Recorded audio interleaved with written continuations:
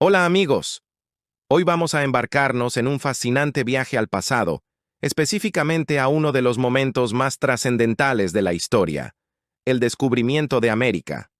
¿Están listos para esta aventura? Acompáñenme. Imaginen por un momento el año 1492. Europa vivía tiempos de grandes cambios y exploraciones.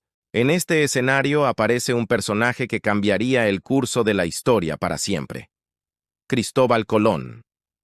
Este navegante genovés estaba convencido de que podía llegar a las Indias navegando hacia el oeste, una idea que muchos consideraban descabellada en su época. Pero ¿saben qué? A veces las ideas más locas son las que cambian el mundo. Después de años de intentar conseguir apoyo para su expedición, finalmente los reyes católicos de España, Isabel y Fernando, decidieron darle una oportunidad. Y así, el 3 de agosto de 1492, Colón zarpó del puerto de Palos con 3 embarcaciones, la Santa María, la Pinta y la Niña. Durante más de 2 meses, estas valientes tripulaciones navegaron por aguas desconocidas. ¿Se imaginan cómo sería estar en medio del océano sin GPS, sin teléfonos, sin manera de saber exactamente dónde estaban? Solo tenían las estrellas, sus instrumentos de navegación y, sobre todo, una inmensa valentía. Y entonces, el 12 de octubre de 1492, sucedió algo extraordinario. Tierra a la vista. Colón y su tripulación habían llegado a lo que hoy conocemos como las Bahamas, específicamente a la isla de Guanahani, que Colón rebautizó como San Salvador. Este momento marcó el inicio de una nueva era en la historia de la humanidad. Pero esta es solo la punta del iceberg. Entre 1492 y 1500, Colón realizó 4 viajes al Nuevo Mundo, explorando diferentes islas del Caribe y partes de América Central y del Sur. Aunque es importante mencionar que, contrario a lo que muchos piensan, Colón nunca pisó el territorio de lo que hoy conocemos como Colombia. De hecho, el país debe su nombre a Colón, pero fue explorado y colonizado por otros expedicionarios españoles años después. Durante estos 8 años, el mundo cambió para siempre. Se establecieron las primeras colonias europeas en América, comenzó un intercambio sin precedentes de culturas, productos y conocimientos entre los dos continentes. Piensen en algo tan cotidiano como el tomate, la papa o el chocolate. Todos estos alimentos eran desconocidos en Europa antes de estos viajes. Es fascinante pensar cómo estas expediciones transformaron no solo la geografía conocida, sino también la manera en que las personas entendían el mundo. De repente, mapas que se creían completos tuvieron que ser redibujados, teorías que se consideraban absolutas tuvieron que ser replanteadas, y el horizonte de posibilidades se expandió de manera exponencial.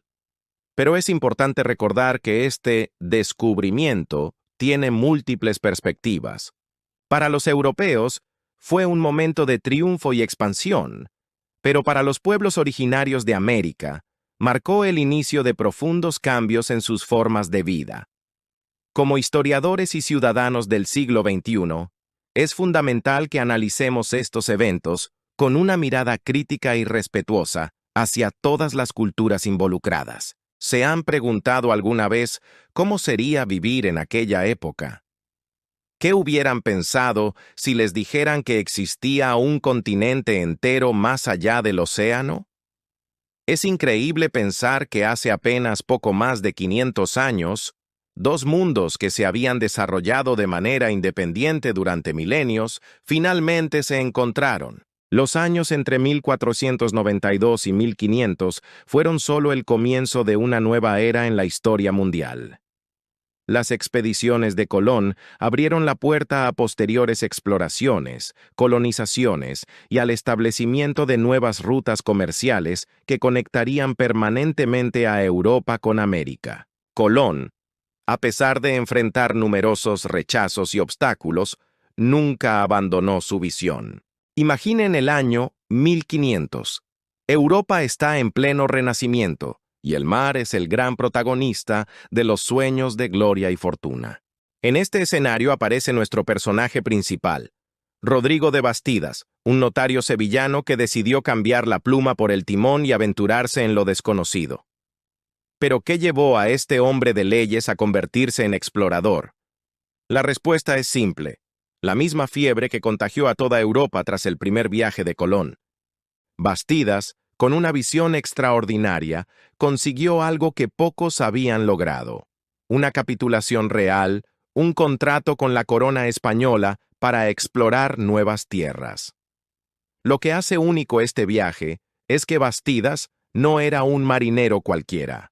Su formación como notario le dio una perspectiva diferente. Mientras otros buscaban oro y gloria, él documentaba meticulosamente cada descubrimiento, cada bahía, cada encuentro con los pueblos nativos. Su expedición fue una de las más pacíficas y productivas de la época. Zarpando desde Cádiz, Bastidas y su tripulación, que incluía al legendario Juan de la Cosa como piloto principal, se adentraron en aguas desconocidas. Su ruta los llevó a explorar lo que hoy conocemos como la costa de Venezuela, Colombia y Panamá. Fueron los primeros europeos en navegar estas aguas, cartografiando cada recoveco de la costa Caribe. ¿Se imaginan lo que sintieron al ver por primera vez las imponentes montañas costeras de Santa Marta o las cristalinas aguas del Golfo de Urabá?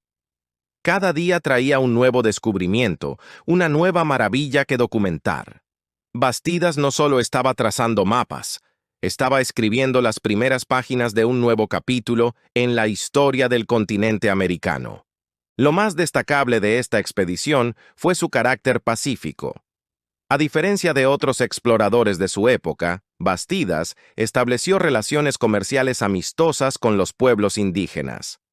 Intercambiaba cascabeles, espejos y telas por perlas, oro y provisiones.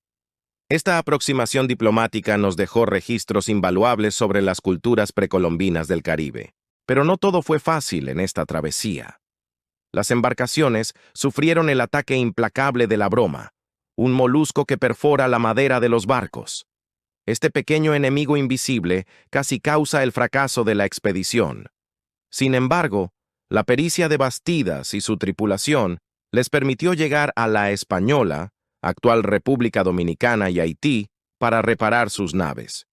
La expedición de Bastidas marcó el inicio de una nueva era en la exploración del Caribe. Sus detallados registros y mapas servirían como guía para futuras expediciones, y su ejemplo de comercio pacífico demostraría que existían alternativas a la conquista violenta. Un viaje que nos transportará hasta el año 1525, cuando las aguas del Caribe fueron testigos de un encuentro que cambiaría para siempre el destino de estas tierras. ¿Te has preguntado alguna vez cómo fueron esos primeros contactos entre dos mundos completamente diferentes? Imagina por un momento estar en la cubierta de un barco español junto a Alonso de Ojeda, un intrépido navegante que ya había acompañado al mismísimo Cristóbal Colón en sus viajes anteriores. Ojeda no era un explorador cualquiera. Este valiente marino había ganado su reputación como uno de los más hábiles navegantes de su época, y su experiencia junto a Colón le había preparado para esta histórica misión. Pero lo que estaba a punto de descubrir superaría todas sus expectativas. El Cabo de la Vela, ese majestuoso accidente geográfico que hoy conocemos como parte de la Guajira colombiana, se alzaba ante ellos como un centinela silencioso. Sus acantilados rojizos y sus aguas cristalinas fueron el primer contacto de Ojeda con lo que más tarde se convertiría en Colombia. ¿Puedes imaginar la emoción de divisar esas costas vírgenes por primera vez? Este momento no fue solo un simple desembarco. Representó el primer encuentro documentado entre dos civilizaciones en esta región específica, un instante que marcaría el inicio de una nueva era para estas tierras. Las velas de los barcos españoles, hinchadas por los vientos caribeños, trajeron consigo no solo hombres y equipamiento, sino también el comienzo de un intercambio cultural que perdura hasta nuestros días. Lo fascinante de esta expedición es que Ojeda no llegó como un simple explorador. Su experiencia previa con Colón le había enseñado valiosas lecciones sobre navegación y sobre el trato con las culturas indígenas. Traía consigo un bagaje de conocimientos que serían fundamentales para establecer los primeros contactos con los habitantes locales. El Cabo de la Vela no fue elegido al azar. Su ubicación estratégica, con sus bahías naturales y sus condiciones favorables para el anclaje, lo convertían en un punto perfecto para establecer un primer contacto con estas nuevas tierras. Además, su posición geográfica permitía un excelente punto de partida para futuras exploraciones, tanto hacia el interior como a lo largo de la costa. ¿Sabías que este lugar se convirtió posteriormente en uno de los puntos más importantes para la extracción de perlas en la época colonial? Los españoles descubrieron que estas aguas albergaban algunos de los bancos perlíferos más ricos del Nuevo Mundo, lo que transformó la región en un centro de actividad económica fundamental. Pero volvamos a ese momento crucial en 1525. La llegada de Ojeda no solo marcó el inicio de la presencia española en Colombia, sino que también inauguró una nueva etapa en la historia de América.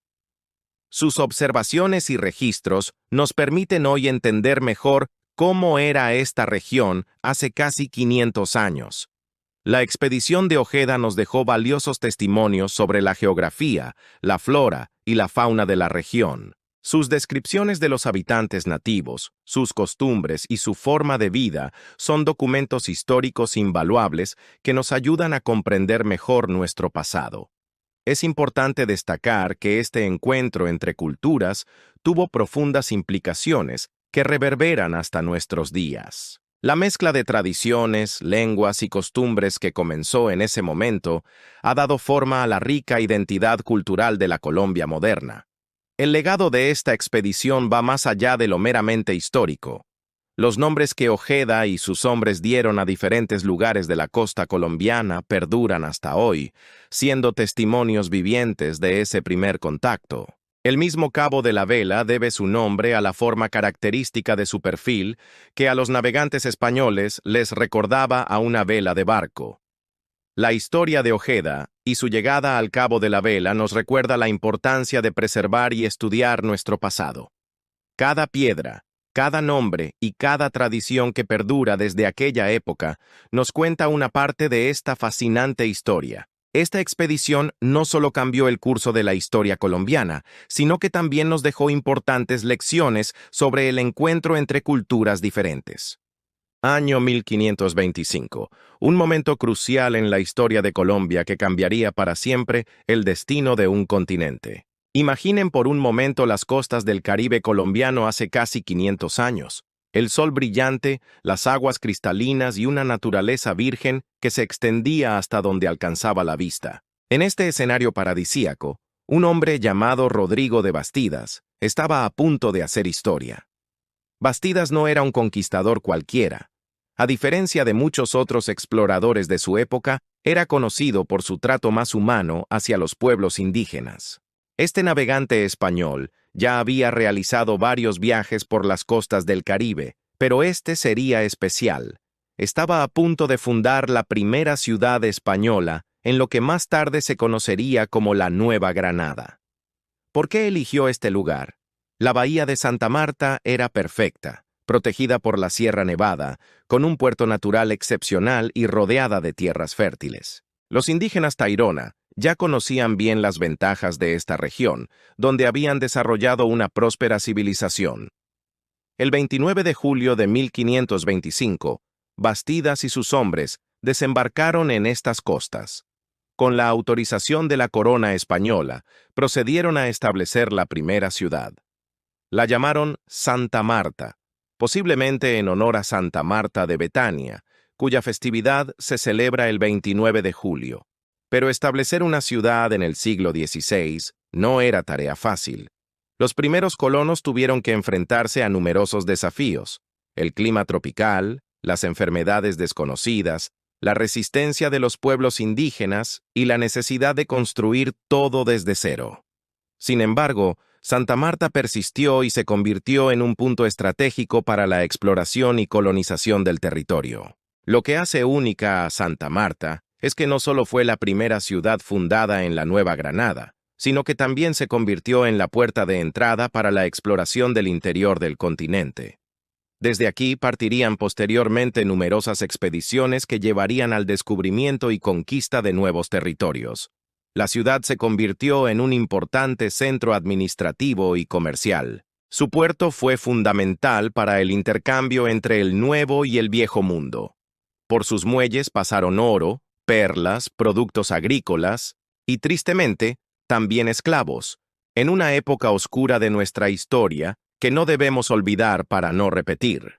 Santa Marta también fue testigo de importantes acontecimientos históricos. Por sus calles caminó Simón Bolívar en sus últimos días, y fue aquí donde el Libertador exhaló su último aliento en 1830, en la Quinta de San Pedro Alejandrino.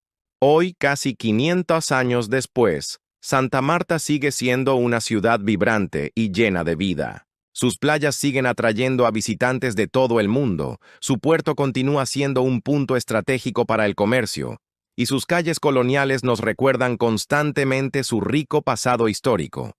La fundación de Santa Marta marcó el inicio de una nueva era en la historia de Colombia. Fue el primer paso en la creación de lo que hoy conocemos como nuestro país, un lugar donde las culturas indígenas, europeas y africanas se encontraron y mezclaron para crear la rica diversidad cultural que nos caracteriza. Esta historia nos enseña sobre la importancia de preservar y valorar nuestro patrimonio histórico. Cada calle, cada edificio colonial, cada plaza de Santa Marta tiene una historia que contar. Una historia que nos pertenece a todos los colombianos y que debemos proteger para las futuras generaciones. La fundación de Santa Marta no es solo un hecho histórico más, es el símbolo del nacimiento de una nueva sociedad, el punto de partida de una transformación que continúa hasta nuestros días. Año 1533, un momento crucial en la historia de Colombia y América Latina. Fundación de Cartagena. Imagina por un momento estar en las costas del Caribe colombiano hace casi 500 años. El aire salado del mar, las aguas cristalinas y una bahía natural que parecía estar esperando algo grandioso. Es aquí donde entra en escena nuestro protagonista, Pedro de Heredia. Heredia no era un conquistador cualquiera. Este madrileño llegó a las Indias con una visión clara y un permiso especial de la corona española para establecer un asentamiento en esta región estratégica. ¿Por qué estratégica? La ubicación era perfecta. Una bahía natural protegida, aguas profundas ideales para los barcos y una posición geográfica envidiable. Lo que muchos no saben es que antes de la llegada de Heredia, esta zona estaba habitada por comunidades indígenas, principalmente los Calamari, de quienes la ciudad tomaría su nombre original, Cartagena de Indias. La elección del nombre no fue casualidad, pues recordaba a la ciudad portuaria de Cartagena en España.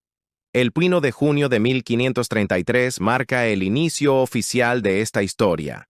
Heredia, junto con un grupo de aproximadamente 150 españoles y algunos indígenas aliados, estableció formalmente la ciudad. Pero, ¿qué hacía tan especial a este lugar? La respuesta está en su papel como puerto estratégico del Imperio Español. Cartagena se convirtió rápidamente en uno de los 3 puertos más importantes de América, junto con Veracruz en México y el Callao en Perú. Era el punto de entrada y salida de mercancías, el lugar donde los galeones españoles cargaban el oro y la plata extraídos del continente, y también, tristemente, un punto crucial en el comercio de esclavos.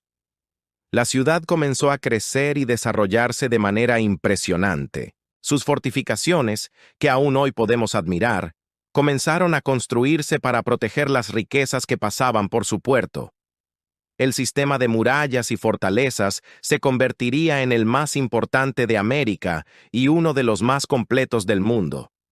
¿Te has preguntado por qué Cartagena fue tan codiciada por piratas y corsarios? La respuesta está en su importancia estratégica y comercial. La ciudad sufrió numerosos ataques, incluyendo el famoso asedio del pirata Francis Drake en 1586. Cada ataque solo sirvió para fortalecer aún más sus defensas, creando ese sistema de fortificaciones que hoy es patrimonio de la humanidad. La fundación de Cartagena no solo marcó el inicio de una ciudad, representó el establecimiento de uno de los puntos más importantes del Imperio Español en América. Su puerto no era simplemente un lugar de entrada y salida de barcos.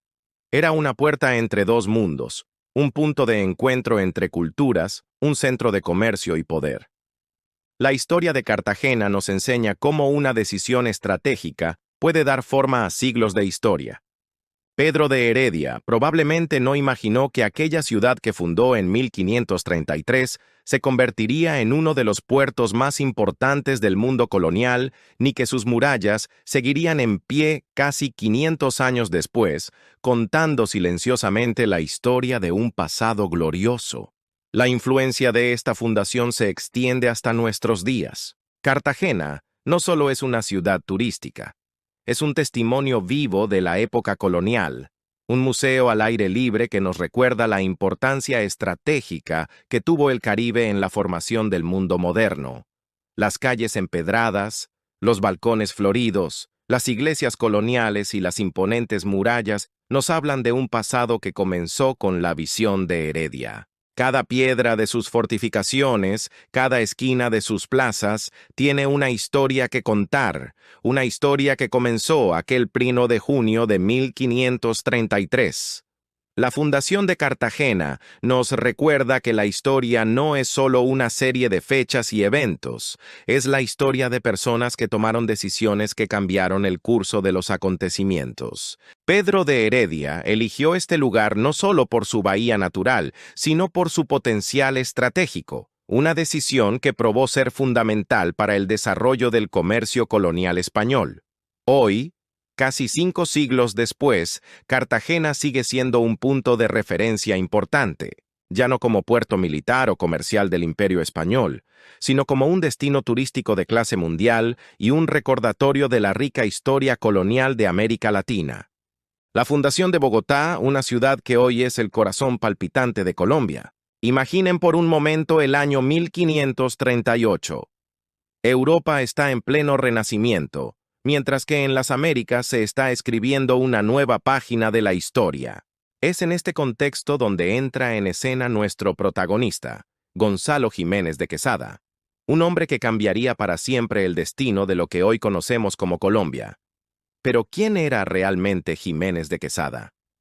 Este abogado granadino convertido en conquistador no era el típico militar de su época. Era un hombre letrado, estratega, que combinaba la pluma con la espada. Su expedición comenzó en Santa Marta, en la costa caribeña, y lo que siguió fue una odisea que ni el más experimentado guionista de Hollywood podría haber imaginado. La travesía hacia el interior del territorio fue épica. Jiménez de Quesada y sus hombres se enfrentaron a pantanos infestados de mosquitos, selvas impenetrables y montañas que parecían tocar el cielo. De los 800 hombres que iniciaron la expedición, solo sobrevivieron 170. Pero lo que encontraron compensó todas las penurias. El territorio muisca, una civilización próspera y organizada que habitaba en la actual sabana de Bogotá. El 6 de agosto de 1538 marca un antes y un después en la historia colombiana.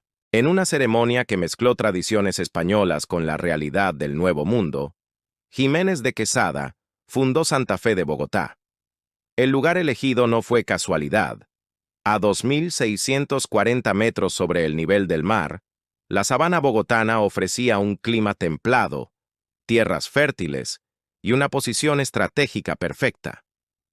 Pero lo más interesante es que la fundación de Bogotá no fue solo un acto administrativo. Representó el encuentro de dos mundos, el inicio de un nuevo capítulo en la historia americana. Los muiscas, con su rica cultura y tradiciones, se encontraron con los españoles y sus ideas renacentistas, dando origen a una fusión cultural única que todavía hoy define la identidad bogotana. La ciudad fue nombrada Santa Fe de Bogotá, combinando la tradición española, Santa Fe, con la palabra muisca bacatá, que significa cercado fuera de la labranza. Este nombre dual es un perfecto símbolo del mestizaje cultural que estaba por venir. ¿Y qué hacía tan especial a esta ubicación? La sabana de Bogotá era un lugar privilegiado. agua abundante, tierras fértiles, clima favorable y una población nativa, numerosa y organizada.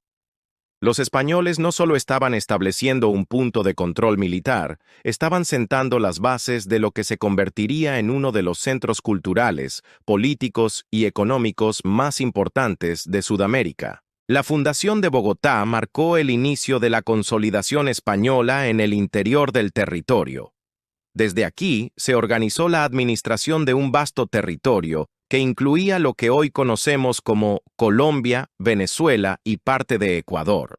La ciudad se convirtió en el centro del nuevo Reino de Granada, estableciendo las bases de lo que más tarde sería la República de Colombia. Pero más allá de los hechos históricos, la fundación de Bogotá nos cuenta una historia de perseverancia, de encuentro entre culturas, de transformación y adaptación. Es la historia de cómo un asentamiento en medio de las montañas andinas se convirtió en una metrópolis de más de 7 millones de habitantes. Hoy, casi 500 años después, Bogotá sigue siendo un testimonio vivo de ese momento crucial.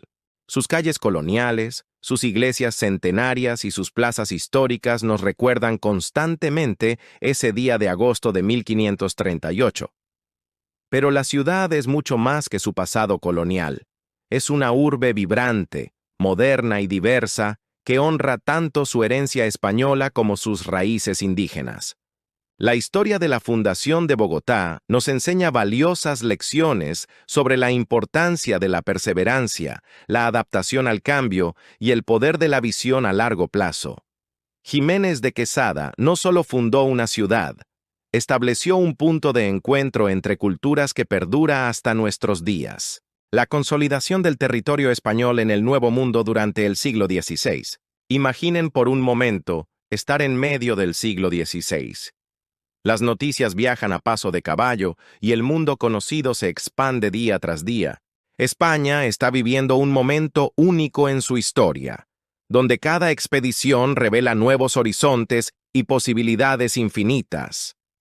¿Se han preguntado alguna vez cómo se logró establecer el control sobre un territorio tan vasto? La respuesta está en una estrategia brillante, la fundación de ciudades, pero no fueron simples asentamientos al azar. Cada ciudad fue pensada como una pieza fundamental en un gran rompecabezas. Las principales ciudades se convirtieron en verdaderos centros neurálgicos. Desde allí, se tejió una red de comunicaciones que permitiría controlar y administrar eficientemente los nuevos territorios. Cada fundación era un paso más hacia la consolidación del dominio español en América. Estas ciudades no solo eran centros administrativos, eran auténticos núcleos de civilización donde se mezclaban culturas, se intercambiaban ideas y se forjaba una nueva sociedad. Los españoles traían sus costumbres, su arquitectura, su religión, mientras que los pueblos nativos aportaban su conocimiento del territorio y sus propias tradiciones. ¿Y saben qué es lo más interesante? Muchas de estas ciudades siguen siendo hoy en día capitales importantes. Sus calles guardan historias de aquellos primeros colonos que, con determinación y visión de futuro, sentaron las bases de lo que conocemos hoy. La fundación de estas ciudades no fue tarea fácil. Se necesitaba elegir ubicaciones estratégicas, considerar el acceso al agua, las rutas comerciales, la defensa del territorio. Cada decisión era crucial para el éxito o fracaso del asentamiento. Los centros de comunicación jugaron un papel fundamental. Actuaban como puentes entre el viejo y el nuevo mundo, permitiendo que las noticias, órdenes y recursos fluyeran de un lado a otro del Atlántico. Era una red de información que, para su época, resultaba revolucionaria. Pensemos en la magnitud de este logro. En apenas unas décadas, se estableció un sistema de ciudades interconectadas que permitía gobernar un territorio más grande que la propia España. Cada ciudad era como una pequeña España en miniatura, con su plaza mayor, su iglesia, su cabildo. Esta red urbana no solo facilitó el control político y administrativo, sino que también fomentó el desarrollo económico. Las ciudades se convirtieron en centros de comercio, artesanía y cultura. Los mercados bullían de actividad, las iglesias se llenaban de fieles, y las plazas eran escenario de la vida cotidiana. La conquista del interior marcó un antes y un después en la historia de América. No solo cambió la geografía política del continente, sino que sentó las bases de una nueva sociedad, una mezcla única de lo europeo y lo americano. Es fascinante pensar que muchas de las calles que hoy recorremos fueron trazadas en aquella época. El 20 de julio de 1810, el día que marcó el inicio de nuestra independencia. Imaginen las calles empedradas de Santa Fe de Bogotá en aquella mañana de viernes. El ambiente estaba cargado de tensión y expectativa. Los criollos, descendientes de españoles nacidos en América, habían estado planeando cuidadosamente este momento. ¿Pero saben qué fue lo que realmente encendió la chispa? Un florero. Sí, así como lo escuchan, un simple florero cambió el curso de nuestra historia. Todo comenzó cuando el comerciante español, José González Llorente, se negó a prestar un florero para un evento en honor a Antonio Villavicencio. Los criollos, liderados por Francisco José de Caldas y José Miguel Pey, aprovecharon este incidente para movilizar al pueblo. Era el pretexto perfecto que necesitaban para iniciar la revolución que tanto habían planificado. Las calles se llenaron rápidamente de personas que gritaban: ¡Viva el rey! ¡Abajo el mal gobierno! Es fascinante cómo nuestros antepasados fueron tan estratégicos. Inicialmente mantuvieron su lealtad al rey Fernando VII, mientras rechazaban la autoridad de las instituciones españolas en América. Era una jugada inteligente que les permitía ganar tiempo y apoyo. Esa noche, después de intensas negociaciones y presión popular, se estableció la primera Junta Suprema de Gobierno. Antonio Amari Borbón, el virrey español, se vio obligado a aceptar la creación de este nuevo gobierno autónomo. ¿Se imaginan la cara de los españoles al ver cómo su poder se desmoronaba poco a poco? Pero aquí viene lo más interesante. Esta no fue una independencia total de inmediato. Fue más bien el primer paso de un largo camino. La Junta siguió reconociendo la autoridad del rey Fernando VII, quien en ese momento estaba cautivo por Napoleón Bonaparte. Esta máscara de fidelidad al rey fue una estrategia brillante que permitió a los criollos ir ganando poder gradualmente. Los protagonistas de este día fueron muchos. José Acevedo y Gómez, conocido como el Tribuno del Pueblo, quien con sus discursos encendió los ánimos de la multitud. Camilo Torres, quien más tarde redactaría el Acta de Independencia, y por supuesto, el pueblo bogotano, que demostró su valentía saliendo a las calles a exigir sus derechos. ¿Y saben qué es lo más impresionante? Este acontecimiento no solo cambió el destino de Bogotá, sino que inspiró movimientos similares en otras regiones de la Nueva Granada. Fue como una reacción en cadena que poco a poco fue despertando la conciencia de independencia en todo el territorio. Es importante entender que el 20 de julio no fue un día de independencia total, como muchos creen, sino el inicio de un proceso que tomaría años en completarse. Fue el primer paso firme hacia la libertad, el momento en que nuestros antepasados dijeron «basta» al sistema colonial. Este día nos enseña varias lecciones valiosas: la importancia de la unidad popular, el poder de la determinación y cómo pequeños acontecimientos, como la disputa por un florero, pueden desencadenar grandes cambios históricos cuando las condiciones están dadas. La valentía de aquellos criollos y del pueblo en general nos recuerda que los cambios significativos requieren coraje y determinación. Ellos se atrevieron a soñar con una patria libre y dieron el primer paso para hacerlo realidad. Hoy, más de 2 siglos después, recordamos el 20 de julio no solo como una fecha en el calendario, sino como el día en que comenzamos a forjar nuestro destino como nación independiente. La reconquista española y la figura de Pablo Morillo. Imaginen el año 1815. España acababa de liberarse del dominio francés y Fernando VII había regresado al trono. El monarca, determinado a recuperar el control sobre sus colonias americanas, necesitaba un líder militar excepcional para esta misión, y así es como entra en escena Pablo Morillo, conocido como el pacificador. Morillo no era un noble aristocrático, sino un militar que había ascendido por méritos propios durante las guerras napoleónicas. Con una fuerza expedicionaria de más de 10.000 hombres, zarpó hacia América en una de las mayores operaciones militares jamás enviadas por España al Nuevo Mundo.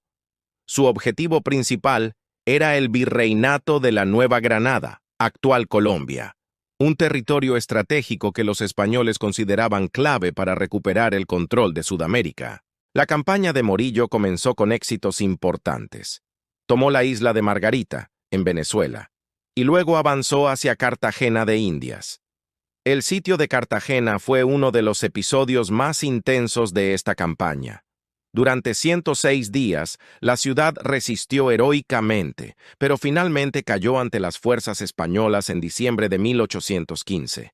La victoria fue amarga. La población había sufrido enormemente durante el asedio. Tras asegurar la costa, Morillo avanzó hacia el interior. Su estrategia combinaba acciones militares con medidas administrativas. Estableció tribunales de purificación para juzgar a los independentistas y reorganizó el gobierno colonial. Sin embargo, estas medidas, en lugar de pacificar el territorio, intensificaron el deseo de independencia. Los años entre 1816 y 1819 fueron especialmente difíciles para los patriotas. Muchos líderes fueron ejecutados, incluyendo científicos y pensadores como Francisco José de Caldas. Pero la resistencia nunca se extinguió por completo. En los llanos, guerrillas patriotas mantenían viva la llama de la independencia. La situación comenzó a cambiar cuando Simón Bolívar, reorganizando sus fuerzas desde los llanos, inició una nueva fase de la lucha. La épica campaña libertadora, culminando con la batalla de Boyacá en 1819, marcó el principio del fin de la reconquista española. Lo fascinante de este período es cómo demuestra que incluso los planes mejor organizados pueden fracasar cuando se enfrentan a la determinación de un pueblo. Morillo, a pesar de sus éxitos iniciales y su experiencia militar, no pudo contener el irreversible proceso de independencia. Esta historia nos enseña valiosas lecciones sobre liderazgo, resistencia y el poder de la voluntad colectiva. La reconquista española, lejos de sofocar el espíritu independentista, lo fortaleció, demostrando que ningún poder militar puede suprimir permanentemente el anhelo de libertad de un pueblo. Para 1820, el propio Morillo reconoció la futilidad de continuar la guerra y negoció con Bolívar el Tratado de Regularización de la Guerra, humanizando el conflicto.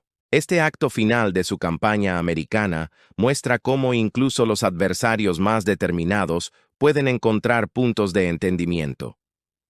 ¿Están listos para viajar en el tiempo hasta 1819? Pónganse cómodos, porque esta historia los va a dejar sin aliento. Imaginen por un momento, es 1819, y Simón Bolívar, el Libertador, está a punto de emprender una de las hazañas militares más impresionantes de la historia.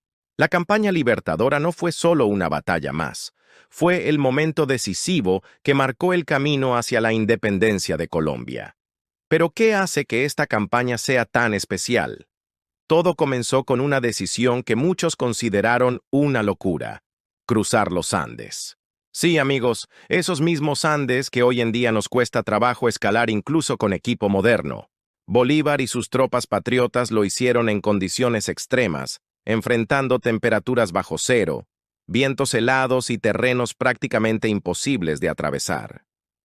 Les cuento algo fascinante. Los soldados patriotas no solo luchaban contra el ejército español, su verdadero enemigo era la naturaleza misma. Muchos iban descalzos, otros apenas con uniformes desgastados, pero todos compartían un mismo sueño: la libertad. El frío era tan intenso que se dice que algunos soldados despertaban congelados, pero ni siquiera eso detuvo su marcha. ¿Se imaginan caminar por días enteros a más de 4.000 metros de altura, donde el aire es tan escaso que cada paso se siente como si estuvieras cargando una tonelada? Pues estos valientes lo hicieron. Y no solo eso, lo hicieron llevando equipamiento militar, provisiones y hasta cañones. ¡Cañones! Piensen en eso por un momento. Pero aquí viene lo más impresionante. Cuando finalmente cruzaron los Andes, en lugar de descansar, se prepararon para lo que sería la batalla definitiva. El 7 de agosto de 1819, en los campos de Boyacá, se escribiría una de las páginas más gloriosas de nuestra historia. La batalla de Boyacá no fue solo un enfrentamiento militar, fue el momento en que todos esos sacrificios, todo ese dolor, toda esa determinación, finalmente dieron sus frutos. Las tropas patriotas, aunque exhaustas por el cruce de los Andes, lucharon con una fiereza incomparable. El ejército realista, que no esperaba un ataque desde esa dirección, fue tomado por sorpresa. ¿Y saben qué fue lo más brillante de todo? La estrategia de Bolívar. Mientras los españoles esperaban un ataque frontal, él dividió sus fuerzas y atacó desde múltiples direcciones. La batalla duró apenas 2 horas, pero esas 2 horas cambiaron para siempre el destino de un continente. La victoria en Boyacá no solo significó la independencia de la Nueva Granada, actual Colombia, fue el punto de inflexión que inspiró a otros movimientos independentistas en toda América Latina. Fue la prueba de que con determinación, estrategia y valor, hasta las hazañas más imposibles pueden lograrse. Pero hay algo que a menudo no se menciona en los libros de historia: el papel de la gente común. No solo fueron los grandes generales quienes hicieron posible esta victoria, fueron los campesinos que proporcionaron alimentos, los guías locales que conocían los caminos, las mujeres que curaban a los heridos, los jóvenes que se unieron a la causa. Fue un esfuerzo colectivo que demostró que cuando un pueblo se une por una causa justa, no hay obstáculo que no pueda superar. Esta historia nos enseña algo fundamental. Los grandes cambios requieren sacrificio, valentía y, sobre todo, la convicción de que un futuro mejor es posible. Bolívar y sus tropas no solo luchaban por ellos mismos, luchaban por las generaciones futuras, por nosotros. Y aquí estamos, más de 200 años después, contando su historia. Una historia que nos recuerda que los límites solo existen en nuestra mente, que cuando creemos en algo con suficiente fuerza, podemos mover montañas, o en este caso, cruzarlas. Amigos, esta es nuestra herencia, nuestro legado. Cada vez que enfrentemos un desafío que parezca imposible, recordemos a esos valientes que cruzaron los Andes y cambiaron la historia.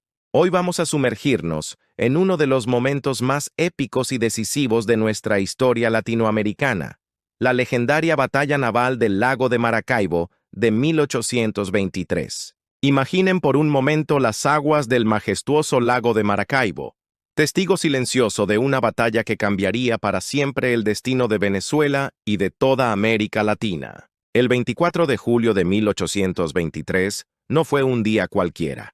Fue el día en que la valentía y la determinación se encontraron cara a cara con la última resistencia del Imperio Español en el Caribe. ¿Se han preguntado alguna vez cómo un solo enfrentamiento naval pudo tener tanto impacto en la historia de todo un continente? Permítanme contarles esta fascinante historia. El almirante José Prudencio Padilla, un estratega brillante, lideraba la flota patriota. Del otro lado, Ángel Laborde comandaba la escuadra española. El escenario estaba listo para un encuentro que definiría el futuro de la independencia venezolana. Las condiciones no podían ser más desafiantes. El lago de Maracaibo, con sus aguas caprichosas y sus vientos impredecibles, se convirtió en el campo de batalla perfecto. Los patriotas, conocedores de estas aguas, transformaron lo que podría haber sido una desventaja en su mejor aliado. La batalla comenzó al amanecer. Los barcos patriotas, aunque menos numerosos, compensaban esta desventaja con su conocimiento del terreno y una estrategia magistral. Padilla había estudiado cuidadosamente los patrones del viento en el lago y esperó pacientemente el momento preciso para atacar. Cuando el famoso viento maravino comenzó a soplar, Padilla dio la orden. Los barcos patriotas, impulsados por el viento favorable, se lanzaron contra la flota española. El estruendo de los cañones rompió la calma del lago, mientras las embarcaciones se enfrentaban en una danza mortal. La batalla fue intensa pero decisiva. La estrategia de Padilla resultó ser brillante. Aprovechando el viento a su favor y el conocimiento del terreno, logró desorganizar la formación española. Uno a uno, los barcos realistas fueron cayendo o rindiéndose. Pero esta batalla fue mucho más que un simple enfrentamiento naval. Representó el fin definitivo de la presencia militar española en el Caribe y selló la independencia de Venezuela. El impacto fue inmediato y profundo. Sin el control del lago de Maracaibo, España perdió su última base estratégica en la región. ¿Y saben qué es lo más fascinante? Esta victoria no solo aseguró la independencia de Venezuela, sino que tuvo un efecto dominó en toda la región. El triunfo en Maracaibo demostró que la independencia no era solo un sueño, sino una realidad alcanzable. La batalla naval del lago de Maracaibo nos enseña valiosas lecciones sobre estrategia, perseverancia y el poder de luchar por la libertad. Nos muestra cómo el conocimiento del terreno, la planificación cuidadosa y el aprovechamiento de los recursos disponibles pueden superar incluso las mayores adversidades. Esta victoria marcó el comienzo de una nueva era para Venezuela y América Latina. La región comenzó a forjar su propio destino, libre de las ataduras coloniales. El lago de Maracaibo, que había sido testigo de tantos acontecimientos históricos, ahora presenciaba el nacimiento de una nación verdaderamente independiente. La batalla también nos recuerda la importancia de la unidad y la determinación. Los patriotas, procedentes de diferentes regiones y backgrounds, se unieron bajo una misma causa, la libertad. Su victoria nos demuestra que cuando nos unimos por un objetivo común, podemos superar cualquier obstáculo. El legado de esta batalla perdura hasta nuestros días. Cada 24 de julio, Venezuela celebra el Día de la Armada Nacional, conmemorando no solo una victoria militar, sino un momento crucial en la construcción de su identidad nacional. La batalla naval del lago de Maracaibo nos recuerda que la libertad, aunque costosa, es un tesoro invaluable. Nos enseña que la determinación, la estrategia y el coraje pueden cambiar el curso de la historia. Amigos, esta historia nos pertenece a todos. Es parte de nuestro patrimonio latinoamericano y nos recuerda de dónde venimos y todo lo que podemos lograr cuando luchamos por nuestros ideales. Si les ha gustado este viaje por la historia, no olviden darle like al video y suscribirse al canal. Sus comentarios son muy valiosos, así que déjenme saber qué piensan sobre esta batalla histórica y qué otros eventos de nuestra historia les gustaría que exploráramos juntos. Nos vemos en el próximo video. Recuerden que la historia está viva en cada uno de nosotros, y conocerla nos ayuda a construir un mejor futuro. ¡Hasta la próxima!